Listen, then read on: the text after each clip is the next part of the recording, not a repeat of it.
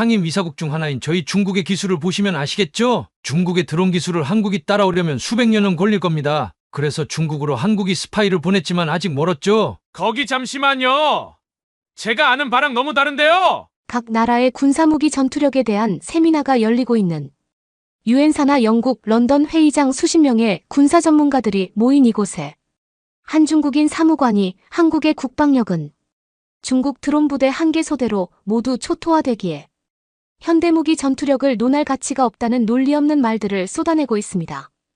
그런데 바로 그 순간 한 외국인 외교관이 손을 들더니 중국 사무관이 전혀 예상하지 못한 질문을 날렸고 이내 중국 사무관의 표정은 얼어붙고 마는데요. 과연 이곳 세미나장에서는 무슨 일이 있었던 것일까요? 감동시작 애청자 여러분, 영상 시작 전 좋아요와 불우이웃을 위해 끝까지 시청 부탁드립니다. 안녕하세요. 저는 영국 출신이며 유엔군 사무관으로 파견 나온 셀레나라고 합니다. 기술의 나라 영국답게 빠른 속도로 군사무기나 생활편의 드론 기술의 발달을 가져왔고 이제는 전 세계의 드론 세미나를 한국과 함께 공동 주최하며 수많은 군사 관련 교류를 하고 있는데요. 특히나 최근 드론은 군사 전투용으로도 사용될 뿐만 아니라 드론을 보유하고 있다는 그 자체만으로 전쟁을 억제하는 전쟁 억제 효과까지 가지고 있기에 현재 대부분의 전쟁 밀접 국가들은 저희 드론 학과에 엄청난 재정 투자를 시도하고 있죠. 그래서 그런지 저는 최근 아시아 지역에서 열리는 군사 드론의 세미나에도 다수 참가할 수 있었는데 그 중에서도 중국에서 열린 드론 세미나는 제 상식 자체를 파괴하고 말았습니다. 아시아 지역에서 한국과 비슷한 선진국이라고 알고 있던 중국이었지만 실제 드론 세미나에 참석해보니 그들의 드론 제작 기술이나 이것을 군사 전투력에 접목한 효율성은 처참하게 낮은 수준이었던 것은 물론 중국 국방 사무관들은 자신들의 드론이 오히려 세계 최고 수준이라며 우물 안 개구리와 같은 모습을 보였기 때문이죠.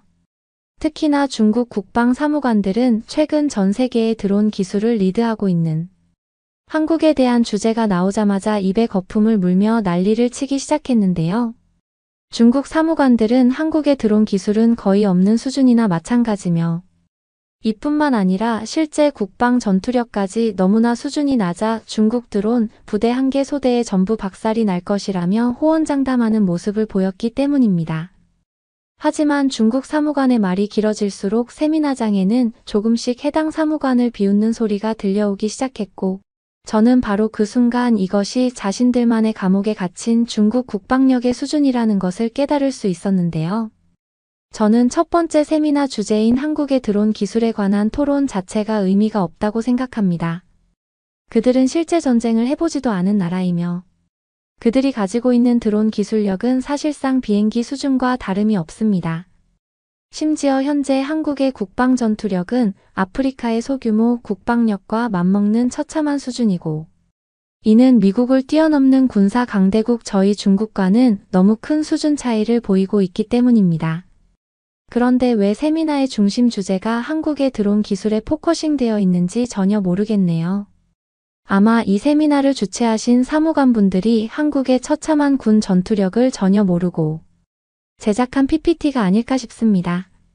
현재 나타나고 있는 군사력 순위를 살펴보면 한국은 73위, 중국은 1위에 기록되어 있죠. 이미 이것만으로도 우리는 한국과 중국의 군사기술력 차이가 얼마나 큰지 인지할 수 있습니다.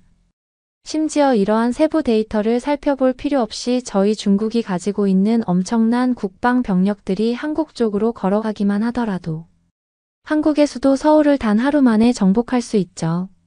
그런데 여기에 저희 중국의 자랑거리인 최신식 드론 기술까지 합쳐진다면 어떻게 될 것 같습니까?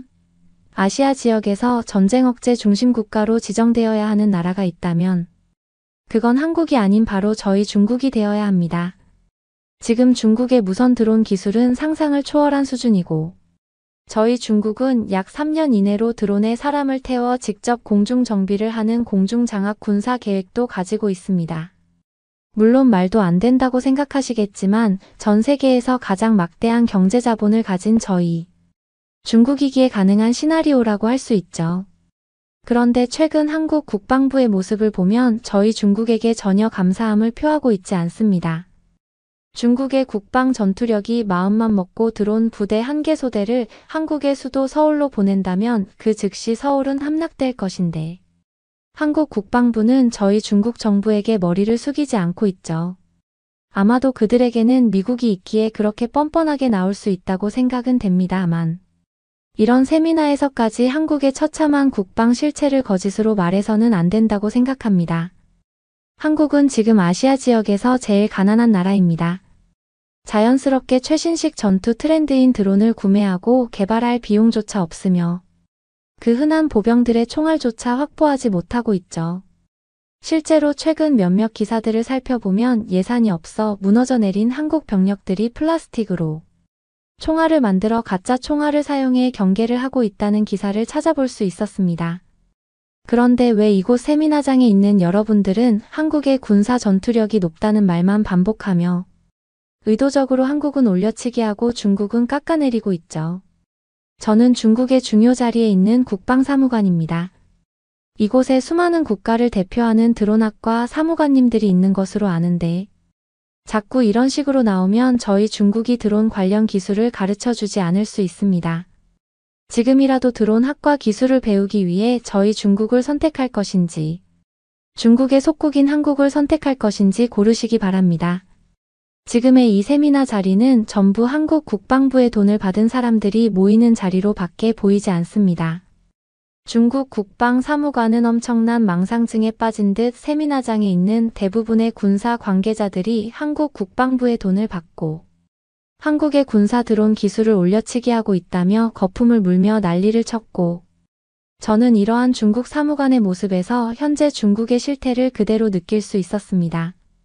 심지어 현재 한국은 드론 기술력을 조금이라도 알고 있는 군사무기 관계자들이라면 한국의 디지털 무선 기술력과 드론이 융합된 신개념 전투 기술의 극찬을 표하고 있는데 중국은 얼마나 외부 소식이 없고 중국이라는 나라 안에만 갇혀 있는지 그들만의 수준 낮은 전쟁 시뮬레이션만을 돌리고 있더군요. 세미나에 있던 저와 같은 군사 무기 관계자 외교관들이나 사무관님들은 웅성거리며 저 중국 사무관은 대체 누가 데려왔냐며 코웃음을 쳤고 과열된 분위기를 식혀야겠다는 생각에 잠시 세미나 중단을 요청하려고 했습니다. 그런데 바로 그때 세미나 한쪽 구석에서 우렁찬 목소리가 들려왔는데요. 자세히 살펴보니 그는 미국에서 넘어온 군사무기 관계자인 것 같았고 으뜸자리에서 일어나더니 중국 사무관을 향해 한국의 성장이 그렇게 두려우세요? 제발 중국 국방부의 세뇌에서 빠져나와 정신을 차리고 현실을 보세요. 지금 드론 무기를 최고로 발달시킨 나라는 한국일 뿐더러 그들의 기존 전투력 또한 미국과 동일한 수준입니다. 중국은 이런 국방 전투력 상위 라인에 있지도 않아요. 이것이 처참한 중국의 현실이라고요. 라며 묵직한 팩트를 날렸는데요. 미국인 외교관의 순간적인 일갈 때문인지 바로 직전까지도 강단 앞에서 한국은 중국의 속국이라 중국과 전쟁 자체를 할 수 없다며 난리를 치던 중국 사무관은 한마디도 못한 채 그 자리에서 얼어붙어 넋이 나가고 말았고 그 모습은 꽤 볼만했습니다. 중국 사무관은 전혀 예상하지 못한 상황이었던 것인지 그 미국인 외교관을 향해 자네 한국에서 태어난 한국인인가? 라는 말만을 반복하며 완전히 패닉에 빠진 모습을 보이더군요. 그리고 이어진 미국인 외교관의 팩트 폭격은 세미나 단상 위에 중국 사무관은 물론 세미나장에 있던 다른 중국 외교관들까지 단체로 묵념시키고 말았습니다. 오늘의 세미나는 군사무기인 드론 그 중에서도 드론 기술을 제일 발달시킨 한국에 대한 주제로 진행되는 세미나입니다. 즉 지금의 세미나 자리는 대부분의 군사 무기 관계자와 사무관들이 한국의 드론 기술력을 배우기 위해 참석했다고 할 수 있죠. 근데 중국 사무관 당신은 대체 뭐죠? 아니 중국 사무관뿐만 아니라 최근의 모든 세미나를 살펴보면 중국인들의 행동 자체가 큰 문제라는 생각이 듭니다. 당신들은 한국에 대해 무조건 의도적인 말을 해야 하는 병이라도 걸린 것일까요? 왜 그렇게 한국은 관심도 없는데? 먼저 나서서 한국은 중국하고 전쟁을 해봐야 하루 만에 무너진다. 한국의 드론 기술력은 중국의 전투기에 그냥 박살난다라며 전쟁학 관점에서 말도 안 되는 논리의 주장을 하고 있는지 모르겠습니다. 당신들이 아무리 그렇게 날뛰어봐야 한국은 이미 그들의 드론 기술력을 극도로 성장화시켜 일반적인 농업시설이나 공장시설에까지 상용화하고 있고, 그들의 실제 군사 무기 드론 기술력은 철저히 숨기고 있는 게 현실이에요. 즉 지금 외부에 밝혀진 한국의 전투 드론 기술은 국방부가 의도적으로 흘린 것이지, 그들의 진짜 드론 기술력은 아직 밝혀지지도 않았다는 사실입니다. 그리고 이러한 한국 국방부의 태도는 그 어떤 누구라도 한국과 전쟁을 한다면 쉽게 이길 수 있다는 자신감이 있기 때문이죠. 그런데 왜 중국 관계자들과 사무관들은 한국을 의도적으로 깎아내리면서 중국의 처참한 현실은 숨기려고 하죠? 당신들은 한국의 군사력 성장이 그렇게나 두렵습니까? 왜 굳이 중국의 군사 전투력을 말하는데 한국을 비교 대상으로 두는지 이상하네요. 그리고 지금 중국에서는 공식적으로 밝혀진 드론 부대가 전혀 없다고 알고 있습니다. 당신들은 지금 그 흔한 전차부대나 보병부대마저 없는 가난한 시절을 보내고 있지 않나요? 탱크가 있기는 하겠지만 그것들은 모두 겉으로 보기에만 멀쩡할 뿐 탱크를 움직일 수 있는 연료와 전기 제어 수단마저 없어 한국과 전쟁 자체를 못하지 않나요? 하지만 한국은 중국과 전혀 상황이 다릅니다. 그들은 이미 23년도에만 한국의 대표 기술력을 탑재시킨 군사 탱크들을 다양한 유럽권의 나라들에 선제적으로 판매를 했고, 이는 말 그대로 유럽 전체 지역의 국방 억제력을 한국의 군사 기술력이 담당하고 있다는 것을 보여주는 장면이 되었죠. 하지만 중국은 현재 그 어떤 나라에도 군사 무기를 수출하지 않고 있습니다. 최근까지는 남미의 작은 나라들과 불법적인 군사 무기 교류를 했다는 사실이 밝혀지기는 했지만, 이미 그마저도 당신들은 노후화되어 있는 가짜 탱크를 보내 유엔의 경고를 받지 않았나요? 심지어 중국 사무관들이 그렇게나 자랑스럽게 말한 드론 부대는 혹시 모형 드론을 가지고 말하고 있는 것 아닌가요? 현재 중국에서는 공식적인 드론 부대가 전혀 없으며 단지 23년 말 중국 보병부대의 대규모 훈련에서 드론처럼 보이는 모형 비행기들이 상공에 떠 있는 것이 드론으로 추정되는 물체 전부였습니다. 즉 당신들은 지금 드론 부대는커녕 군사무기 드론을 구매할 비용조차 없어 플라스틱으로 만든 드론으로 대외적인 모습을 꾸며내고 있다는 말이죠. 자, 그렇다면 이러한 상황에서 한국과 중국이 전쟁을 하게 된다면 누가 이기게 될까요? 드론 부대도 없는 중국일까요? 아니면 중국의 모형 드론이 한국에 도착하기도 전에 미사일로 선제 타격을 해버리는 한국일까요? 지금 한국의 미사일 시스템이 전혀 없다고 주장하려던 건 아니겠죠. 최근 한국은 한국의 군사 성장력에 두려움을 느낀 미국의 승인을 받아 비공식적인 미사일 시스템들을 활성화해 가동시키고 있고, 이미 약 6개월 동안 수십 발의 미사일을 개발해 보관 중이라고 알려졌습니다. 이미 한국은 미사일을 생산하고 저장할 수 있는 기술력은 5년 전부터 가지고 있었지만, 미국과의 대외적인 관계를 생각해 대두적으로 모습을 보이지 않았을 뿐이며, 이미 그 5년의 시간 동안 중국의 미사일 기술력은 물론 미국의 미사일 기술력마저 가뿐히 넘어버리고 말았죠. 상황이 이렇다 보니 이제는 한국과 중국의 군사 전투력을 비교하는 것 자체가 무의미한 상황에 이르렀습니다. 최근에는 많은 중국 국방 관련 관계자들이 억지로 한국은 중국과 전쟁을 하면 하루 만에 초토화가 될 것이라며 주장을 하고 있지만, 이것은 역설적으로 중국이 한국과의 전쟁을 얼마나 두려워하고 초조해하고 있는지 보여주는 모습이라고 할 수 있죠. 한국의 군사력을 깎아내리기 전에 제발 정신을 차리고 중국의 처참한 밥도 못 먹는 군사부대 현실을 파악하시기 바랍니다. 그게 지금 중국의 진짜 현실이니까 말이죠. 미국인 외교관은 중국의 국방력은 사실상 전투 병력만 많아 보일 뿐 현대전에서 아무런 쓸모가 없는 공백 전투력이라며 중국 사무관의 무식을 비판했고, 그 예로 병력은 적지만 미국 그 이상의 전투력을 보여주고 있는 최선진국 한국을 대표적 예로 들었는데요. 세미나장에 있던 다른 사무관들과 외교관들 또한 미국인 외교관의 의견에 동의하는 것인지, 외교관의 역관광 발언이 끝나기 무섭게 작은 박수를 치며 호응을 보냈고, 단상 위에 있던 중국 사무관은 완전히 넋이 나가는 표정을 보이고 말았습니다. 실제로 24년 겨울 중국에서는 자신들의 최신식 드론 부대를 보여주겠다며 대대적인 선전 광고를 했지만 알고 봤더니 그것들은 모두 전자식 드론이 아닌 플라스틱 모형으로 밝혀졌던 사건이 있었기에 중국의 처참한 국방 전투력은 이미 더는 말할 가치가 없을 정도로 무너져 내려 신뢰를 잃은 상태였죠. 또 현재 한국의 군사 무기들은 자랑스러운 한국의 전통적인 이름인 흑표 브랜드를 가지고 유럽 전역에 수출되고 있었기에 세미나실에 있던 그 누구도 중국 사무관의 말에 동의하지 않는 모습을 보였습니다. 그런데 바로 그 순간 입을 다물고 있던 중국 사무관 옆에 또 다른 중국인이 나타나더니 한국이 군사 전투력 기술이 높은 이유 자체가 세계 평화적 관점에서 너무 위험한 것 아니냐며 유엔과 함께 한국의 군사 전투력을 억제해야 전쟁을 발생시키지 않을 것이라는 기괴한 주장을 하기 시작했습니다. 또 다른 중국인 사무관은 한국이 전 세계에 전쟁 위험을 유발하고 있다며 그들의 높은 기술력이 오히려 세계적으로는 독이 된다고 했고 오히려 기술력이 조금 부족한 중국이 선한 영향력의 나라에 들어간다는 미친 소리를 쏟아냈죠. 한국의 군사 전투력이 높다고 했는데 이건 엄청난 문제이지 않나요? 지금 전 세계적으로 국가 전쟁이 큰 문제가 되고 있고 여러 문제를 발생시키고 있습니다.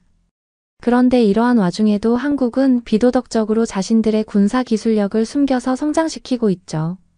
저는 이러한 한국의 모습 자체가 아무리 중국의 속국이라고는 하지만 용인되어서는 안 되는 후진국 그 자체의 모습이라고 생각합니다. 단순히 한국에 들어온 기술력이 높다고 칭찬해야 되는 일은 아니라는 말이죠.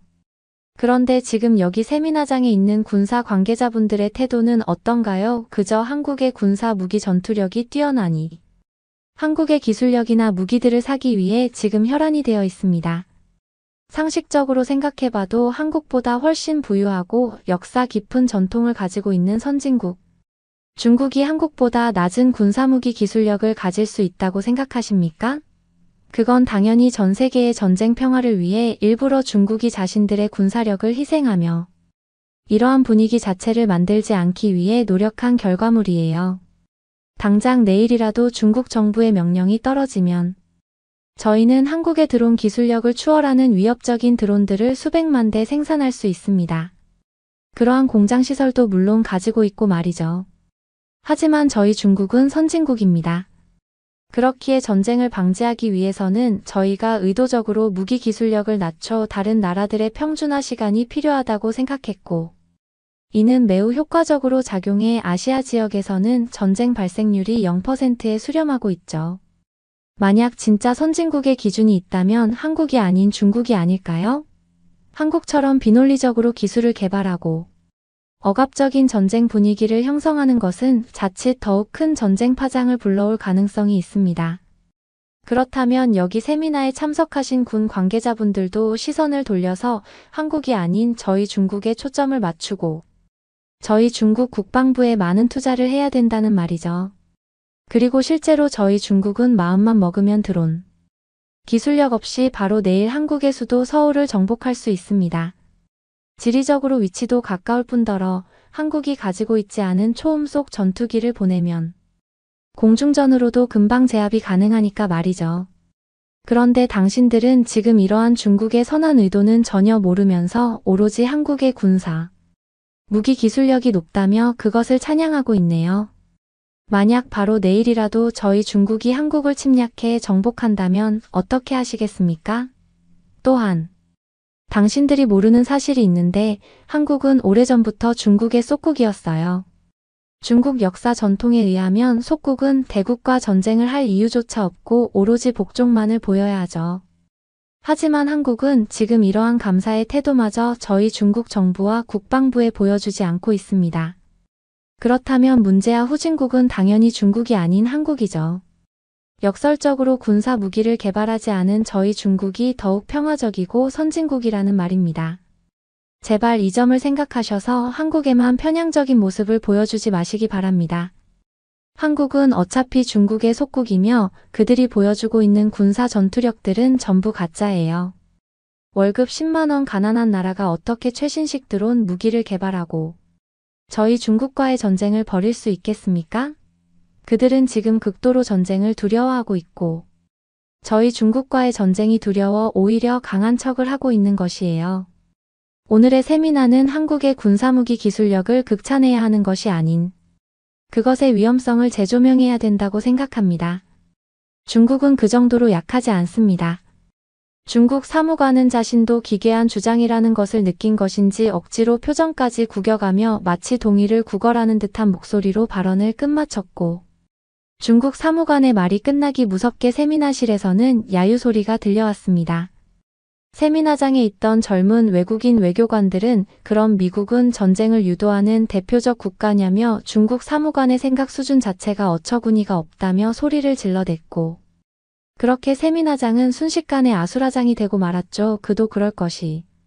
중국은 경제 자본이 부족한 것은 물론 군사무기 기술력 그 자체가 없어 무기 개발을 진행하지 못한 것인데, 중국 사무관의 주장대로라면 마치 기술이 있음에도 세계 평화를 위해 하지 않은 것처럼 결론이 지어졌던 것은 물론, 이러한 논리를 통해 한국을 대놓고 깎아내리려는 의도가 너무 뻔하게 보였기 때문인데요. 그리고 역시나 세미나실이 점점 아수라장이 되어가자 상황을 지켜보던 총괄 책임자, 미국 사무관님께서 직접 입을 여시고 말았습니다. 당신의 논리대로라면 한국과 미국은 오히려 전쟁을 부추기는 국가라는 소리인데 그게 지금 말이 된다고 생각하십니까? 중국은 그저 군사무기 기술력이 없어서 아무것도 하지 못한 것 아닌가요? 총괄 사무관님의 한마디에 중국 사무관들은 전부 멘탈이 터져버린 것 같았고, 곧바로 미국 사무관님의 참교육은 그 중국 사무관들을 세미나실 밖으로 쫓아내버리고 말았는데요. 최근 많은 중국 사무관들과 외교관들이 한국의 군사 무기 기술력 향상에 두려움을 느끼고 있는 것 같네요. 하지만 방금 중국 사무관의 주장은 그저 후진국을 대표하는 처지 그 자체라고 할 수 있습니다. 군사무기 기술력을 개발할수록 전쟁 위험성이 증가하는 것이 아닌 오히려 억제하는 효과가 있기 때문이죠. 상식적으로 생각해 봅시다. 비슷한 수준의 군사 전투력을 가진 나라가 있다면 쉽게 전쟁이 발생할까요? 그들은 서로의 군사 무기 기술력이 비슷하면 더욱 상황을 쉽게 판단할 수 없게 되고 최대한 좋은 방향으로 협의하는 결론을 짓게 됩니다. 이는 국가 간의 전쟁 관련 양상에서도 크게 다르지 않죠. 하지만 최근 중국의 행보를 보면 이러한 전쟁 대립 양상에서 완전히 힘을 잃은 후진국 그 자체의 모습을 보이고 있습니다. 경제 성장이 무너져 내리니 실제 중국의 보병 인원들은 밥조차 제대로 먹지 못해 살이 빠지고 있고, 이는 피할 수 없는 전투력 손실로 이어지게 되죠. 하지만 이와 반대로 한국은 뛰어난 경제 성장 모델과 선진국 방향성으로 군대에서조차 퀄리티 높은 양질의 음식을 먹을 수 있는 것은 물론, 풍족한 경제 내 성장력을 바탕으로 훈련조차 완전 실전처럼 진행하고 있습니다. 그 예로 한국이 최근 개발한 포탄이나 이동식 미사일과 같은 기술력을 보면 현재의 한국이 얼마나 영향력 있는 군사무기 선진국으로 변했는지 그대로 느낄 수 있죠. 또한 이러한 양상은 군사 전투력에서 그치지 않습니다. 한국인들의 기본 월급은 중국은 물론 미국마저도 비슷한 수준으로 초월해버린 상황이며, 국가 자체의 크기는 작지만 그 안에서 매우 효율적인 경제 성장과 인적 자원을 바탕으로 고도의 기술들을 꽤 많이 발전시키고 있거든요. 실제로 한국에서는 평범한 시민조차 휴대폰 하나로 생활을 영위할 수 있는 무선 디지털 기술력이 길거리 곳곳에 설치되어 있고, 심지어는 가로등마다 설치된 외국인을 위한 무인 통역 시스템은 이러한 기술의 정점을 보여주고 있다고 할 수 있습니다. 하지만 중국은 이러한 도시 시스템 자체가 없을 뿐더러 길거리에는 노숙자와 쓰레기만이 가득한 후진국 그 자체의 모습을 그대로 보여주고 있죠. 상황이 이렇다 보니 이제는 한국과 중국의 군사력에서 뿐만 아니라 일반적인 국민들의 생활에서도 엄청난 차이를 보이고 있습니다. 중국에서는 아무리 노력해도 월급 50만 원이 평균 임금인데 한국은 300만 원 시대를 바라보고 있기 때문이죠. 이렇게 경제적으로 한국이 풍족해지니 군사무기 개발에서도 한국이 더욱 기술력과 자본 투자, 자유도가 높을 수밖에 없는 것입니다. 그리고 실제로 한국은 24년 미국보다 더욱 높은 군사무기 수출력을 보여주며 그들의 군사 기술력을 전 세계에 확실히 각인시키고 말았죠. 이제 중국 사무관들도 확실히 현실을 받아들이고 바뀌어야 한다고 생각합니다. 당신들은 그렇게나 한국을 욕하면서 사실은 한국처럼 되고 싶어 안달이 나 있잖아요. 마치 겁을 먹은 개가 더욱 시끄럽게 짖는 것처럼. 현재의 중국은 한국의 군사 무기 성장이 두려워 벌벌 떨고 있는 것입니다. 마지막으로 부탁하죠. 지금이라도 세미나 씨를 조용히 나가주시기 바랍니다. 사실 이쯤 되자 이 세미나는 중국 사무관들을 팩트로 압박시켜버리는 일방적인 토론회의 모습을 갖추고 말았고, 저는 이 모습을 보면서 한국의 위대함을 다시 한번 느끼고 말았는데요. 주관 사무관님께서는 이제 더는 중국 출신이라면 군사무기 포럼회에는 참석하지 말아달라. 는 마지막 요청으로 세미나를 마무리 지으셨고, 저는 이제 한국 관련 토론회에 중국 사무관들이 모습을 보이지 않는다는 사실에 기쁨의 노래를 불렀습니다. 당연히 이날의 사건 이후 저와 친했던 중국인 친구들이 은근슬쩍 한국의 국방 전투력을 깎아내리거나 조롱하는 모습은 아예 사라져버렸고, 저는 이러한 한국의 막대한 영향력의 국가이민까지 생각하고 있는데요. 높은 군사 무기 기술력으로 경제 능력이 부족한 나라들에게까지 자신들의 군사 기술력을 전파해 세계 평화를 지켜내고 있는 한국. 오늘날의 선진국 한국이 있기에 아시아 지역의 평화가 지켜지고 있는 지금. 저는 오늘도 한국에 너무나 감사한 마음으로 곧 다가올 한국 여행을 기다리고만 있습니다. 구독과 좋아요 부탁드리며 사연자분께 전해드릴 댓글도 남겨주시면 전달해드리겠습니다. 그러면 더욱 감동적인 다음 사연으로 넘어가겠습니다. 한국의 무기를 우리가 산다고?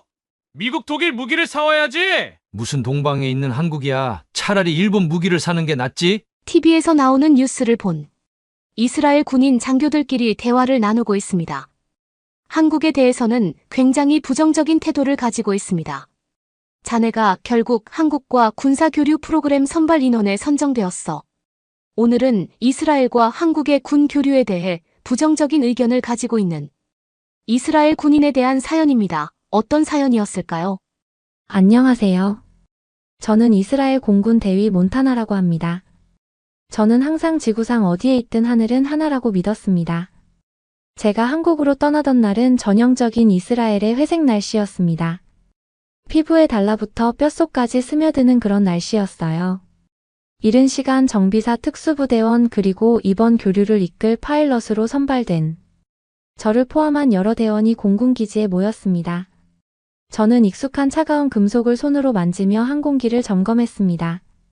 낡았지만 믿을 수 있는 기계인 제 전투기는 세계를 횡단할 준비가 되어 있었습니다. 저는 오랜 비행으로 닳고 다른 가죽 가방을 조종석에 던져넣고 그 뒤에 올라탔어요. 엔진이 시동을 걸자 제 마음속의 의구심도 사라졌습니다. 저편에는 무엇이 우리를 기다리고 있을까? 우리의 기술이 구식이 될 정도로 발전한 나라에 가는 걸까? 다른 전투기를 굳이 사와야 하는가? 아니면 아무런 가치도 없는 형식적인 외교에 불과한 것은 아닐까? 그리고 며칠 후 저희는 예루살렘 여객기를 타고 인천공항으로 향했습니다. 비행은 길었고 아래 세계는 유럽의 녹색과 갈색에서 아시아의 거대한 도시와 광활한 바다로 바뀌는 풍경이었습니다.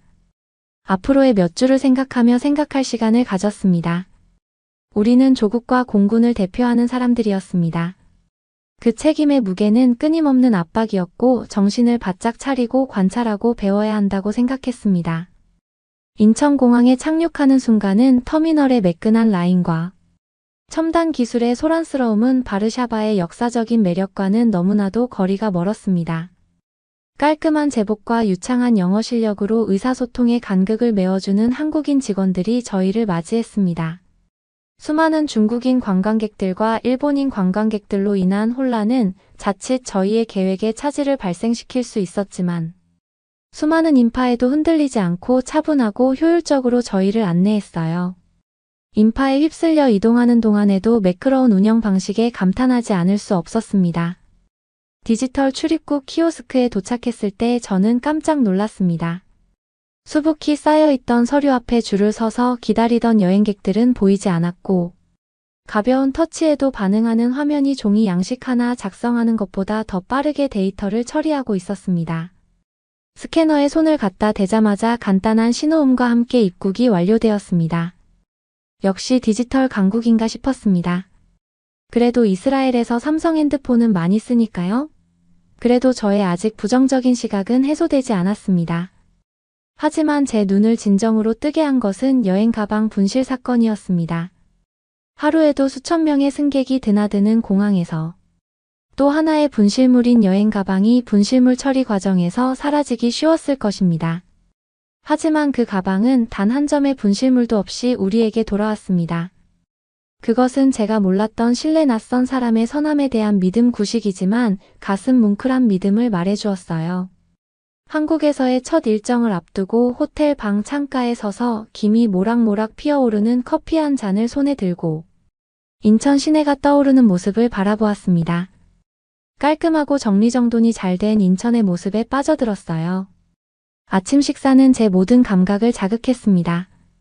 식욕을 돋우는 동시에 매콤하고 톡 쏘는 맛이 입맛을 깨우는 김치와 섬세하고 풍미가 좋은 김밥을 같이 먹었습니다. 처음 먹은 음식이었지만 맛있었어요. 아침 식사 후에는 한국 공군 관계자들을 만나기로 예정되어 있었습니다. 기지로 가는 길은 순조로웠고 한국의 인프라가 얼마나 잘 갖춰져 있는지 알 수 있는 도로였습니다. 기지는 그 자체로 인상적이었고 한국 공군의 능력을 보여줬습니다. 경납고는 아침 햇살을 받아 반짝였고 활주로에 늘어선 항공기들은 최신 항공우주 기술이 집약되어 있었습니다. 한국 장교들은 프로페셔널한 모습을 보여주었어요. 그들은 군대의 격식과 오랜 전후의 따뜻함이 어우러진 모습으로 저희를 맞이했습니다.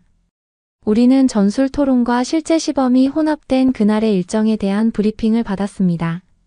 그들의 영어 실력은 완벽하지는 않았지만 노력과 유창함은 칭찬할 만했고 시간을 내어 한국어를 조금이라도 배웠으면 좋았을 것 같다는 아쉬움이 남았습니다.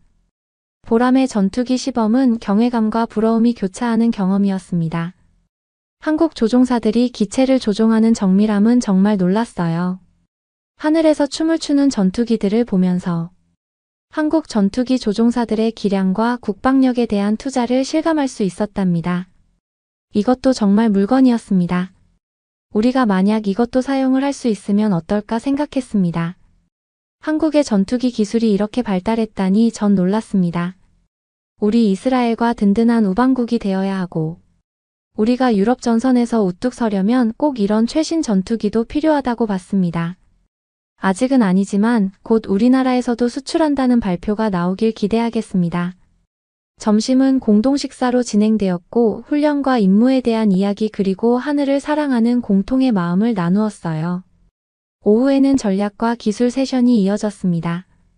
우리는 공상과학 소설에서나 나올 법한 첨단 네트워크인 통합 방어 시스템을 소개받았습니다.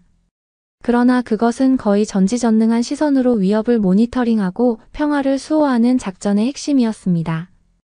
그날 저녁 저는 앞으로 다가올 날들을 생각하며 마음이 들뜬 채 잠들었습니다. 저는 이 교류의 진정한 목적을 이해하기 시작했어요. 누가 더 잘하고 더 발전했는지가 중요한 것이 아니라 서로에게서 배우고 서로가 발전하는 게 더 중요하다는 걸 깨달았습니다. 그리고 셋째, 날 저는 기대감으로 잠에서 깨어났습니다. 오늘은 대한민국 공군의 중추인 정비사와 엔지니어, 즉 조종사들에게 모든 영광을 안겨주는 숨은 영웅들을 직접 만나러 가는 날이었기 때문입니다. 정비 경납고에 다다랐을 때 그 거대한 규모를 실감하기 시작했습니다. 고향에서 익숙했던 경납고는 이 거대한 구조물 앞에선 왜소해 보였습니다. 내부에는 여러 대의 항공기가 줄지어 서 있었고 각 항공기를 정비하는 기술자 팀은 정교한 동작을 선보였습니다. 형기라는 이름의 수석 정비사가 굳은 악수와 자랑스러운 미소로 저희를 맞이했습니다. 그의 팀은 젊은 직원과 숙련된 직원으로 구성되어 있었는데 모두 충격을 주는 수준의 집중력과 헌신을 보여주었습니다. 형기는 엄격한 체크리스트와 유지보수 일정을 설명하면서 항공 안전과 방어 준비, 테세라는 큰 틀에서 볼트 하나 전선 하나하나의 중요성을 강조했어요.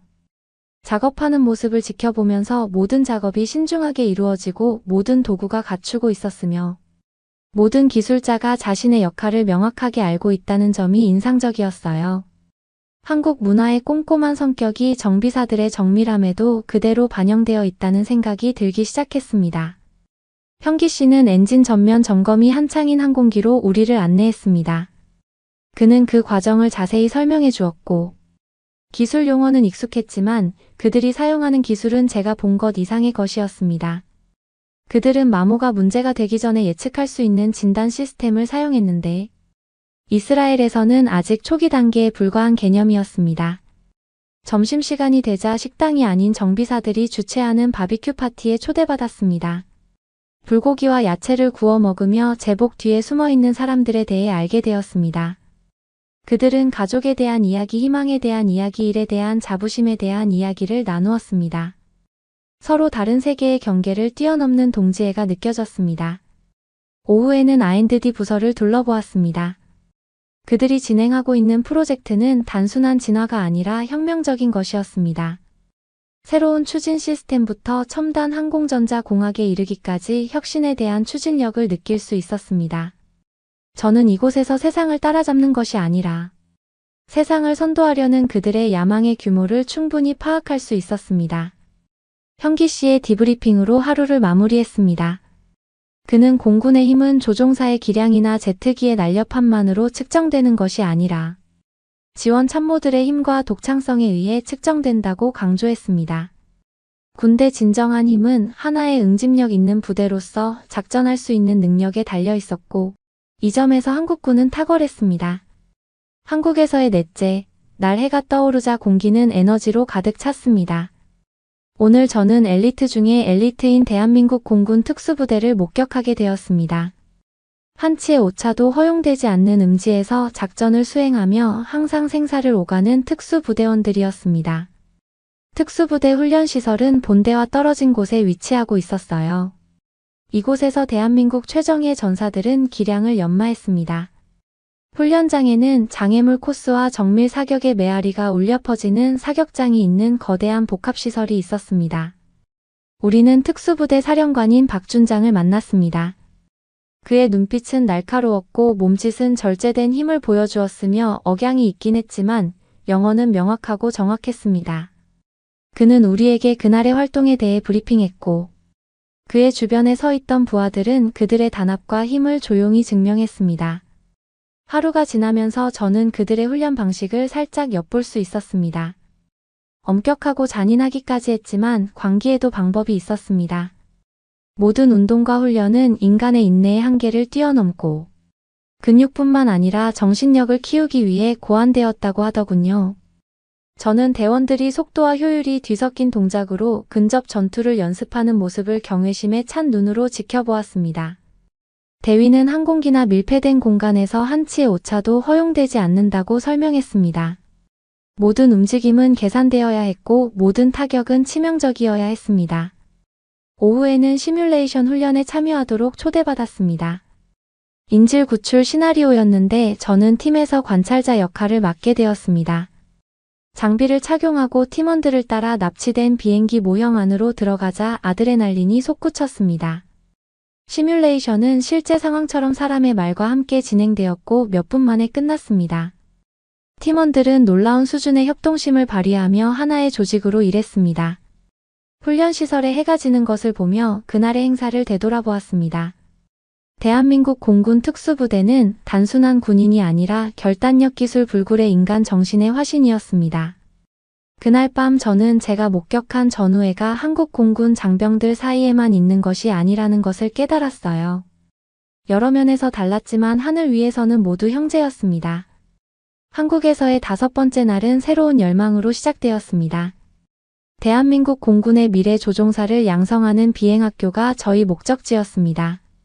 비행학교에 들어서자 이스라엘에서 훈련받던 시절의 기억이 떠올라 향수와 전우회가 교차했습니다. 아카데미에서 저는 인석이라는 교관을 만났습니다. 인석 교관의 항공에 대한 열정은 푸른 하늘만큼이나 맑았습니다. 하늘은 제자들의 도전과 승리에 대한 이야기를 들려주었고 그 이야기 속에서 하늘을 향한 저희 여정을 떠올렸습니다.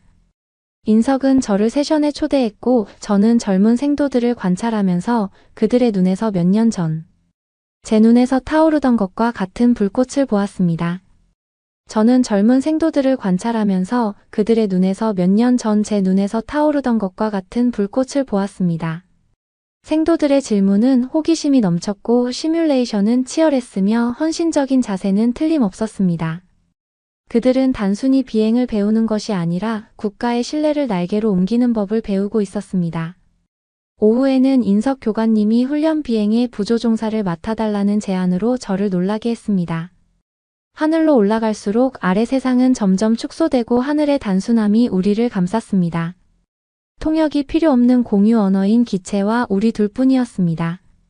한국에서의 6번째 날은 예상치 못했지만 깊은 관점의 전환을 가져왔습니다.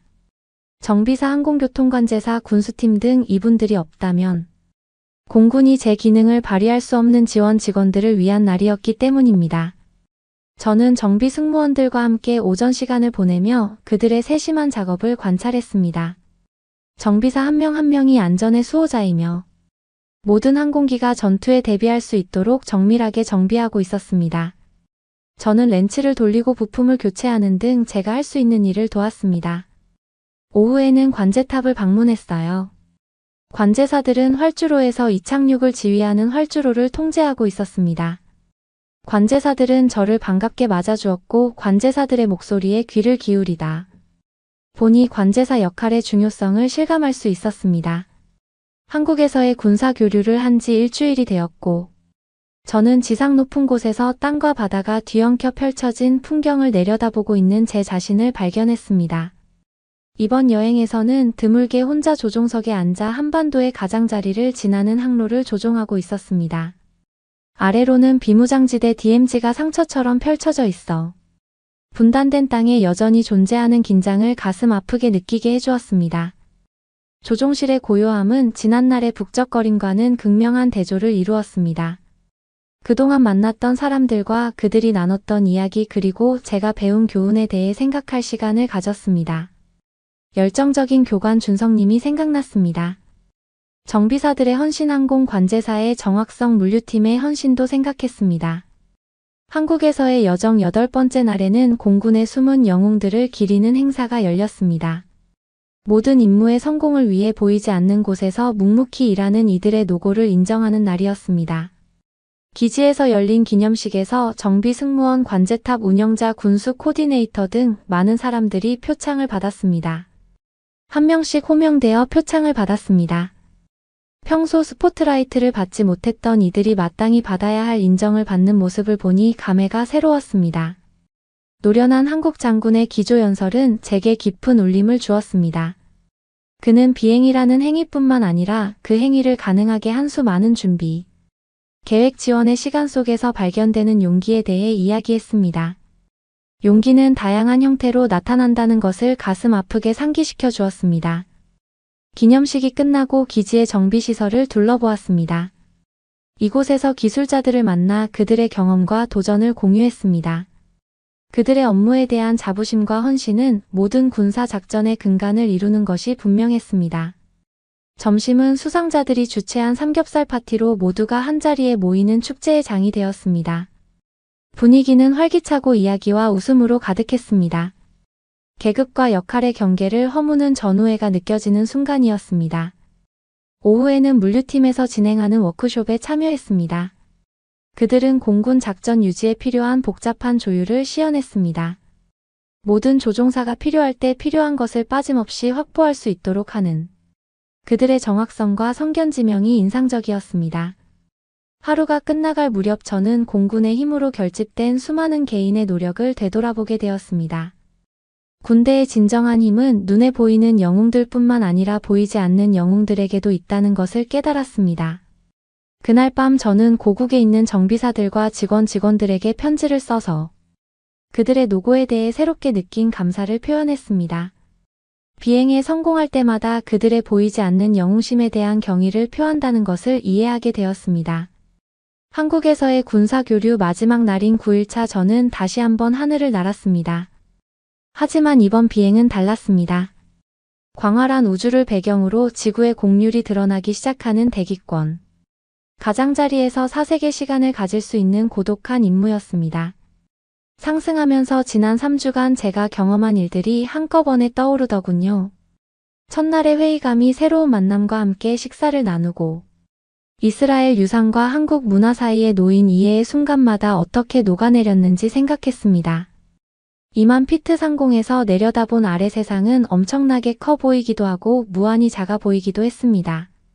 하늘 위에서는 국경이 보이지 않았고 지상에서 중요해 보였던 갈등은 우리 모두가 집이라고 부르는 지구의 웅장함 속에서 사라졌습니다. 기름 묻은 손에 환한 미소를 머금은 정비사 긴박한 상황에서도 침착함을 잃지 않는 조종사 흔들림 없는 집중력을 발휘하는 관제탑 운영자. 복잡한 수요와 공급에 춤을 추는 물류 담당관 등 제가 만났던 사람들을 떠올렸습니다. 한 사람 한 사람이 공군이라는 집단을 구성하는 중요한 실타래이며 국가를 방어하는 임무의 필수적인 존재였습니다. 고공의 평화와 고독은 저에게 미래에 대해 생각할 수 있는 공간을 제공했습니다. 한국에서의 시간이 저를 변화시켰다는 것을 깨달았어요. 새로운 전술과 전략뿐만 아니라 우정을 쌓고 낯설었던 문화에 대한 깊은 존경심을 가지고 이스라엘로 돌아가고 있었습니다. 하강을 준비하면서 저는 한국의 깊은 감사함을 느꼈습니다. 다른 나라 군대의 심장부를 엿볼 수 있는 드문 기회를 얻었고 두 팔 벌려 환영받았으며 제가 가르친 것보다 더 많은 것을 배웠습니다. 활주로에 착륙하면서 저는 이것이 제 여정의 끝이 아니라 새로운 장의 시작이라는 것을 느꼈습니다. 한국에서 배운 교훈은 제 커리어뿐 아니라 인생에 대한 접근 방식에도 영향을 미칠 것 같았어요. 저는 하늘을 향해 마지막 경례를 하며 내렸고 그 하늘은 더 이상 이스라엘이나 한국이 아닌 그저 우리 모두의 하늘이었습니다. 그리고 더욱더 한국과 협력을 해서 우리도 유럽에서 가장 강한 나라로 우뚝 서고 싶다는 생각이 듭니다. 그러면 더욱 재미있는 다음 사연으로 넘어가겠습니다. 서울은 가장 재미있는 나라예요. 제발 서울에 한 번만 와보세요. 그렇게 재밌는 나라를 두고 왜 중국으로 유학을 왔어요? 저 공부를 너무 못해서 중국에 있는 대학밖에 갈 수가 없었어요. 중국에 있는 식당에서 중국 사람들도 아니고 네덜란드 남성과 한국 남성이 이야기를 하고 있는데요. 하고 있는 말이 다소 황당합니다. 무슨 일이 있었던 걸까요? 안녕하세요. 저는 이제 막 취업을 성공해서 발령만을 기다리고 있는 피오르입니다. 저는 네덜란드에서 살고 있고 20살이에요. 비행기가 네덜란드의 푸르른 녹지를 뒤로하고 구름 위로 솟아오르자 저의 심장은 설렘과 두려움이 뒤섞인 채 뛰었습니다. 취업이 확정된 저는 취업 전까지 시간이 있어서 여행을 떠나기로 마음먹었습니다. 고향인 암스테르담의 안락하고 친숙한 환경 외에는 아무것도 몰랐습니다. 모험심이 강한 친구 로버츠는 중국으로 교환학생을 다녀온 적이 있었는데 중국에 가보기를 권유했어요. 아주 재미있는 나라라고 하면서요. 저는 지구 반대편인 아시아로 떠나는 여행을 떠나기로 결심했습니다. 비행기가 베이징에 내리자 저는 창밖으로 펼쳐진 거대한 대도시를 바라보며 눈을 떼지 못했습니다. 비행기에서 내리자마자 저는 중국의 피오르시를 파도처럼 맞닥뜨렸습니다. 거대한 대도시를 바라보며 눈을 떼지 못했습니다. 저는 로버츠가 들려주었던 이야기 자금성과 만리장성 북적이는 시장. 그리고 네덜란드에서는 본 적 없는 엄청나게 많은 사람들 너무나 다른 문화에 대해 생각했습니다. 비행기에서 내리자마자 저는 중국의 피오르시를 파도처럼 맞닥뜨렸습니다. 공항에는 제가 알아들을 수 없는 언어를 구사하며 지나치는 사람들로 북새통을 이뤘습니다. 인파 사이를 헤치고 지나가던 전혀 어울리지 않는 곳에 있다는 느낌을 받았습니다. 심지어 목소리가 다들 너무 컸어요. 소리를 지르는 게 이 나라에서는 기본인 듯 했습니다. 저는 여기가 시장인지 공항인지 구분이 안 될 정도였어요. 심지어 일처리는 오직 중국 사람들에게만 빨랐습니다. 누가 봐도 수상해 보이는 중국 사람들은 통과시켜 주었지만 저는 오랜 시간 동안 수색을 받아야 했어요. 저는 비자까지 받으면서 올 나라인가 싶었습니다. 이 느낌은 호텔에 도착하자 더욱 깊어졌습니다. 얇은 플라스틱으로 만들어진 벽은 옆방에서 나는 모든 소리를 그대로 받아들였습니다. 정말 플라스틱으로 만든 것 같았어요. 똑똑 두드리기만 하면 이상한 소리가 났습니다. 옆방 사람이 장난스러운 사람이었으면 둘이 같이 듀엣곡을 부를 수 있을 정도였어요. 옆방의 알람 소리가 그대로 들렸습니다. 수돗물에서는 이상한 냄새가 나서 마시기조차 조심스러웠습니다. 호텔 직원에게 불만을 토로했지만 돌아온 것은 어깨를 으쓱하며 무시하는 반응뿐이었습니다. 문제없다라고 말했지만 저에게는 모든 것이 문제처럼 느껴졌습니다. 네덜란드도 물이 너무 깨끗한 나라는 아니지만 정말 샤워하는 물조차 이상했어요. 누런색의 물로 샤워를 하니까 깨끗한 느낌이 하나도 안 들었어요. 다음 날 중국의 유구한 역사에 빠져들고 싶어 자금성을 방문했습니다. 하지만 그의 흥분은 곧 좌절감으로 바뀌었습니다. 저는 이렇게 넓은 성은 처음 봤어요. 유럽에서는 보통 정찰을 하겠다고 높게 성을 쌓는데 자금성은 정말 넓었습니다. 하지만 그 넓은 곳에 사람들이 빽빽이 있었어요. 광활한 자금성은 사람이 너무 많았고 경찰의 존재는 압도적이었습니다. 그들은 중국어로만 말하며 군중 사이를 헤집고 다녔고 혼란스러워하는 관광객들에게 아무런 설명도 해주지 않았습니다. 관광은 괜찮았지만 나무가 한 그루도 없었어요. 과거에 황제가 암살당할 것을 두려워해 나무를 심지 않았다는 이야기였죠. 그러나 너무 더웠어요. 정말 더웠어요. 쓰러질 것만 같았습니다. 저는 다 보지는 못했지만 빨리 다음 장소로 이동해야겠다고 생각했어요. 최악의 일은 그 다음에 일어났습니다. 경찰은 설명을 해주지도 않고 출구를 봉쇄하기 시작했어요. 그리고 모든 사람의 짐을 검사하기 시작했습니다. 저는 무서웠어요. 도대체 무슨 상황인지 알 수가 없었죠. 밀실 공포증이 커지는 것을 느꼈습니다. 저는 그날 다른 관광지를 방문하고 싶었지만 몇 시간이 지나도 사람들이 자금성 성벽 안에 갇혀있자 그 희망은 사라졌습니다. 알고 보니 무슨 일이었는지 아세요? 중국 지자체에서 준비한 행사가 있다는 것이었어요. 이 행사를 위해 모든 사람들을 이렇게 가둬놓고 설명도 없이 짐 검사를 했던 것이었어요. 이렇게 해도 되는 건가 저는 정말 놀라웠어요. 네덜란드였으면 고소도 가능한 일이에요. 물론 시간과 돈이 많이 들겠지만요. 화장실은 호텔보다 더 충격적이었죠.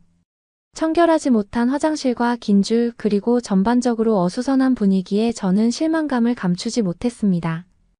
아니 남자 화장실이 솔직히 더러워질 게 뭐가 있어요. 하지만 여러분이 상상하는 그 이상이었어요. 저는 돈 내고 쓰는 유럽의 화장실이 최악일 것이라고 생각했는데 그보다 더한 것을 경험했습니다. 그날 밤 호텔 방에서 잠이 들었는데 옆방에서 들려오는 소리가 얇은 벽을 뚫고 들어왔습니다. 그는 네덜란드의 조용한 밤과 익숙한 고향의 안락함을 떠올렸습니다. 그 순간 그는 결단을 내렸습니다. 중국에 더 이상 머물 수 없었습니다. 네덜란드로 돌아가야 했습니다. 산을 가로질러 웅장하게 뻗어있는 만리장성은 관광객들로 넘쳐나 그 역사의 엄숙함을 해치고 있었습니다. 북적이는 거리에서 저온 의사소통에 어려움을 겪었고 중국어로 말을 걸면 멍하니 쳐다보거나 조급한 듯 고개를 끄덕이는 반응만 돌아왔습니다. 언어 장벽은 끊임없는 장애물이었고 알아들을 수 없는 대화의 바다에서 저를 고립시켰습니다. 저는 무엇보다 제가 사람 구경을 온 건지 만리장성 구경을 온 건지 알 수가 없었어요. 사람들이 어찌나 많은지 그리고 그 사람들이 어찌나 사람들을 밀어대던지 다음날 아침. 저는 로버츠에게 전화를 걸었어요. 친구가 추천해준 여행지라 참으려고 했지만 도저히 참을 수가 없었어요. 나 집에 갈 거야. 로버츠의 웃음소리가 소화기 너머로 울려 퍼졌습니다. 그가 말했습니다. 그래서 중국이 재미있는 거 아니야. 예상치 못한 것들 제 잘못이었어요. 로버츠가 제정신이 아니라는 것을 잊고 있었습니다. 저는 정말 피곤하고 환멸을 느꼈어요. 취업 전 마지막 여행인데 이렇게 최악을 경험하는 게 짜증났어요. 네덜란드로 돌아가면 로버츠랑 절교할 거예요. 제가 중국을 떠날 준비를 하던 중 식당에서 중국인처럼 보이는 사람이랑 밥을 먹을 기회가 있었어요. 하지만 곧 중국인이 아니라는 것을 알 수 있었어요. 영어를 엄청나게 잘했거든요. 한국 유학생 준호와 우연히 마주쳤습니다. 준호는 저희 환멸에 대한 이야기를 공감하는 마음으로 귀 기울여 들었습니다. 그는 아시아에 다시 한번 기회를 달라고 말했어요. 세상에서 제일 재미있는 나라가 서울이라고요. 저는 의심했어요. 가장 재미있는 나라가 서울인데 왜 중국으로 유학까지 왔어요? 저 공부를 못해서 중국에 있는 대학밖에 갈 수가 없었어요. 저희는 같이 울었습니다. 취업 전 마지막 여행을 이렇게 쓰는 게 너무 속상했던 저는 준호의 조언을 받아들이기로 결심했습니다. 저는 한국행 비행기를 예약했고 그 결정은 최고의 선택이었어요. 한국행 비행기는 조용했고 오랜만에 경험하는 고유의 행복을 느꼈어요. 준호의 말을 떠올리며 과연 한국이 중국에서의 압도적인 경험과는 다른 경험을 제공할 수 있을지 궁금해했습니다. 서울에 도착하자마자 차이점이 확연히 드러났습니다. 인천국제공항은 효율성과 청결함의 표본으로 중국에서 겪었던 혼잡하고 혼란스러운 공항과는 극명한 대조를 이루었습니다. 직원들은 친절하고 정중하게 저를 안내하며 입국 수속을 수월하게 도와주었습니다. 서울에 첫 발을 내딛자 피오르대적이면서도 역사가 깃든 도시가 펼쳐졌습니다. 거리는 깨끗했고 공기는 베이징에서 경험했던 심한 오염이 없었습니다. 대중교통도 놀라웠습니다. 지하철은 광범위하고 체계적이며 사용자 친화적이었고 한국어와 영어 표지판이 모두 표시되어 있었습니다. 중국에서의 경험과는 완전히 대조적으로 쉽게 도시를 돌아다닐 수 있었습니다. 제가 만난 사람들은 모두 정중하고 예의 바른 사람들이었습니다. 도시 전체에 퍼져 있는 질서와 평온함에 놀랐습니다. 혼잡한 지역에서도 개인 공간에 대한 감각이 있었기 때문에 매우 높이 평가가 되더라고요. 이태원에서 깨달음을 얻은 저녁을 보내고 서울에 있는 호텔로 돌아왔습니다. 거리는 한산해졌고 선선한 밤 공기는 상쾌했습니다. 제 마음은 여전히 새로운 친구들을 사귄다는 설렘으로 들떠 있었지만 한편으로는 푹 쉬고 싶다는 기대감도 있었습니다. 호텔에 들어서자 이전에 묵었던 중국 숙소와는 확연한 차이가 느껴졌습니다. 로비는 깔끔하게 정돈된 바닥과 은은한 조명에 반사되는 광택이 돋보였습니다. 직원들은 정중한 인사말과 따뜻한 미소로 저를 맞이했고 모든 몸짓에서 프로페셔널함이 느껴졌습니다. 차분하고 질서 정연한 분위기에 마음이 편안해졌습니다. 방으로 향하면서 구석구석 세심한 배려가 느껴졌습니다. 복도는 매우 깨끗했고 중국 호텔에서 흔히 볼 수 있었던 어수선함이나 소음이 전혀 없었습니다. 객실 문을 열고 들어서자 감탄사를 연발하게 만드는 광경이 저를 맞이했습니다. 방은 흠잡을 데 없이 깨끗하고 우아하게 꾸며져 있었습니다. 침대는 깔끔하게 정돈되어 있었고 새하얀 침구와 푹신한 베개가 놓여 있었습니다. 이게 호텔이지라고 저는 소리 질렀어요. 저는 창문으로 걸어가 커튼을 걷었습니다. 도시의 불빛이 별처럼 반짝이는 밤의 서울 풍경은 숨이 머물 듯 아름다웠습니다. 모든 것이 감사했어요. 혼란만 있었던 중국에서의 경험과는 너무나 달랐습니다. 이 한국 호텔에서는 평화로움과 세심한 배려가 저에게 깊은 울림을 주었습니다. 로버츠를 용서하기로 했습니다. 어쨌든 덕분에 한국에 올 기회가 생겼으니까요. 침대에 기어 들어가자 부드러운 시트가 저를 감싸는 느낌이 들었습니다. 방은 에어컨의 부드러운 윙윙거리는 소리를 제외하고는 조용했습니다. 새로운 경험과 인연으로 가득했던 하루를 완벽하게 마무리할 수 있었습니다. 밝고 화창한 아침 저는 서울에서 가장 유명한 유적지 중 하나인 경복궁을 방문하기로 결심했어요. 자금성을 봤으니까 경복궁도 봐야지라는 생각을 했습니다. 정문인 광화문에 다다랐을 때 저는 그 장엄한 존재감에 압도당했습니다. 도로 사이에 홀로 멋지게 있는 경복궁의 모습이 보였어요. 파란 하늘을 배경으로 한 정교한 디자인과 선명한 색채가 숨이 멎을 듯 했습니다. 성문을 들어서자 마치 과거로 돌아간 듯한 기분이 들었습니다. 번잡한 도시는 사라지고 고요한 궁전의 경내로 바뀌었습니다. 궁전 부지는 광활했고 저마다 독특한 디자인과 용도로 지어진 건물들이 눈앞에 펼쳐져 있었습니다. 이전에 본 것과는 전혀 다른 건축물이었습니다. 섬세한 조각과 화려한 색채로 장식된 기와 지붕의 우아한 곡선은 고대 한국의 예술성에 대해 많은 것을 말해주고 있었습니다. 건물과 주변 자연과의 조화는 놀라웠고 마치 궁궐이 땅에서 유기적으로 자라난 것 같았습니다. 무엇보다 가장 좋았던 점은 쉴 곳이 있었어요. 어디에 가든지 간에 앉을 곳을 만들어 두었습니다. 앉을 수 있는 곳에는 나무를 두어서 그늘도 만들어 주었어요. 중국과는 다른 배려에 감동받았습니다. 정말 이러고 싶지 않은데 많은 것이 비교되는 곳이었어요. 저녁에는 저는 이태원에 갔어요. 이태원의 활기찬 거리를 걷다 보니 저절로 흥분되는 것을 느낄 수 있었습니다. 서울은 활기차고 국제적인 도시로서의 면모를 드러내고 있었습니다. 네온사인이 밤을 밝히고 레스토랑과 상점마다 세계 각국의 모습을 엿볼 수 있었습니다. 제가 알게 된 이태원은 문화의 용광로이자 외국인과 내국인이 자연스럽게 어우러지는 곳이었어요. 작고 아늑해 보이는 바 앞에 멈췄습니다. 웃음소리와 음악소리가 거리로 쏟아져 나왔습니다. 약간 모험심이 발동한 저는 안으로 들어가기로 결심했습니다. 반은 희미한 조명이 켜져 있었고 따뜻하고 매력적인 분위기였습니다.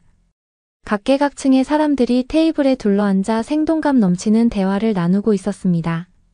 다양한 음식의 향기가 공기를 가득 채웠고 술잔을 부딪히는 소리가 활기찬 수다를 더했습니다. 저는 맥주를 한 모금 마시면서 다양한 사람들을 관찰했습니다. 얼마 지나지 않아 친근한 얼굴이 제 쪽으로 향했습니다. 이태원은 처음이세요? 한 남성이 따뜻한 미소를 지으며 물었습니다. 그는 자신을 서울 출신으로 영어를 유창하게 구사하는 형주라고 소개했습니다.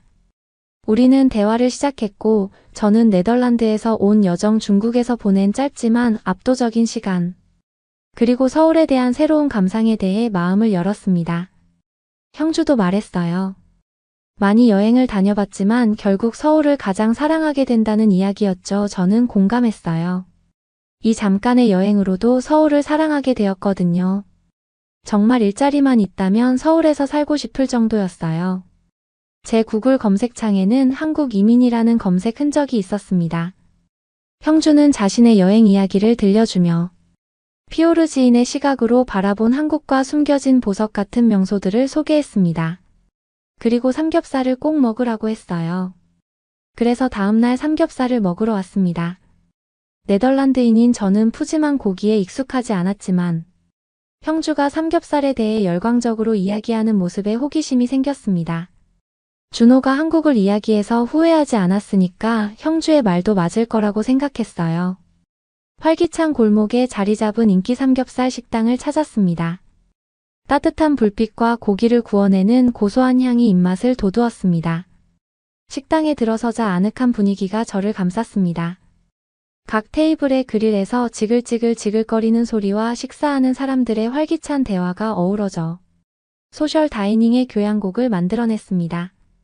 저는 그릴 이 내장된 테이블에 앉았고 종업원은 전통적으로 삼겹살을 즐기는 방법에 대해 친절하게 설명해 주었습니다. 그리고 메인 요리인 두툼하고 육즙이 가득한 삼겹살을 그릴에 올려놓았습니다. 고기가 익으면서 지글지글 구워졌고 그 향이 군침이 돌게 했습니다. 종업원이 완벽하게 익을 수 있도록 고기를 뒤집어 주었습니다. 돼지고기가 다 익으면 종업원의 지시에 따라 상추, 잎에 한 조각을 싸서 매콤한 쌈장 소스와 마늘 한 조각을 넣었습니다. 한 입 베어 물었더니 감탄사가 절로 나왔습니다. 육즙이 풍부한 돼지고기가 입안에서 사르르 녹으며 아삭한 상추와 양념장의 매운맛 마늘의 알싸함이 완벽한 조화를 이루었습니다. 고소함과 매콤함 신선함이 조화를 이룬 맛의 교향곡이었습니다. 저에게 가장 인상 깊었던 것은 도시의 안정과 청결이었습니다. 밤에도 두려움 없이 거리를 걸을 수 있었고 경찰이 있어 더욱 안심할 수 있었습니다. 중국 경찰은 짐 검사를 당한 이후로 두려움의 대상이었는데 한국 경찰들은 저를 지켜준다는 느낌이 더 강했어요. 비교적 안전이 보장된 네덜란드에서 왔지만 일부 지역에서는 여전히 주의가 필요하거든요. 특히 외국인이라면 더요. 그래서 저는 처음에는 낯선 도시에서 밤에 혼자 돌아다니는 것이 조심스러웠습니다. 하지만 서울에서의 경험은 이런 걱정을 금세 불식시켰습니다. 자정을 훨씬 넘긴 시간에 편의점을 가려고 산책을 나갔어요. 맛있는 간식을 파는 노점상 여유롭게 산책하는 연인들, 즐겁게 웃는 친구들 등 거리는 여전히 활기차게 돌아가고 있었습니다. 분위기는 활기찼지만 근본적인 안정감이 느껴졌습니다. 정말 놀라웠던 것은 경찰의 가시적인 존재감과 접근성이었습니다. 경찰을 보면 긴장감이 느껴지곤 했던 다른 도시에서의 경험과는 달리 서울에서는 그 반대였습니다. 경찰관들은 위협적인 분위기가 아니라 진정으로 모든 사람의 안전을 보장하기 위해 그곳에 있다는 듯한 태도로 지역을 순찰했습니다. 중국과 비교가 너무나 되는 여행이었어요. 저는 서울을 떠날 때는 눈물이 찔끔 날 정도였습니다. 네덜란드의 지루함에 어떻게 사나 싶었어요. 서울처럼 발전한 도시에 언제 다시 올 수 있겠어요? 다음에 한국에 오게 되면 저는 부산에 꼭 가볼 거예요. 부산은 바다에 있는 도시인데 유럽의 해안 도시와는 차원이 다르다고 하더라고요. 제가 중국에서 시간을 보내지 않았더라면 이번에 부산도 갈 수 있었을 텐데 말이에요. 정말 아쉬움이 가득하지만 저는 꼭 서울에 다시 올 거니까요. 이런 즐거움을 경험하게 해준 한국 사람들께 감사 인사를 표합니다. 여러분은 어떻게 보셨나요? 응원과 격려의 한마디씩을 댓글로 남겨주시기 바랍니다. 사연자분들에게 전달해드리겠습니다. 실제 사연 제보를 받고 있습니다. 채택되신 분께는 작은 선물도 보내드리고 있습니다. 저희의 사연이 여러분의 하루에 작은 힘이 될 수 있었으면 좋겠습니다. 감동적인 사연을 주변 분들과 이야기 나눠보세요. 더욱더 좋은 영상으로 다시 찾아뵙겠습니다.